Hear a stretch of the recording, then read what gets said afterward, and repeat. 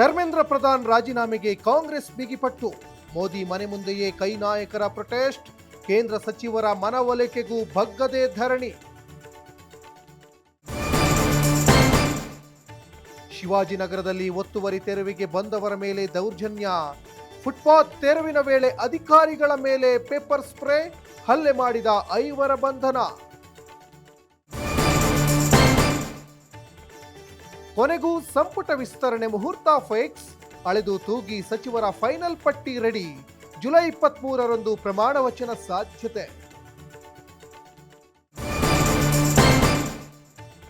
ಕೊಲೆ ಆರೋಪಿ ದರ್ಶನ್ ಭೇಟಿಯಾದ ರಕ್ಷಿತಾ. ಕಾನೂನಿಗಿಂತ ಯಾರು ದೊಡ್ಡವರಿಲ್ಲ ಎಂದು ನಟಿ ಭಾವುಕ. ಇತ್ತ ಪತ್ನಿ ವಿಜಯಲಕ್ಷ್ಮಿ ಕೂಡ ಪ್ರತ್ಯೇಕವಾಗಿ ಮಾತುಕತೆ. ಹೆಂಡತಿ ಮಕ್ಕಳನ್ನ ಕೊಂದು ಪತಿ ನೇಣಿಗೆ ಶರಣು. ತಾಯಿಯನ್ನ ಬೇರೆ ಊರಿಗೆ ಕಳುಹಿಸಿ ಕೃತ್ಯ. ಮೈಸೂರು ಜಿಲ್ಲೆ ಹುಣಸೂರು ನಗರದಲ್ಲಿ ಘೋರ ಘಟನೆ.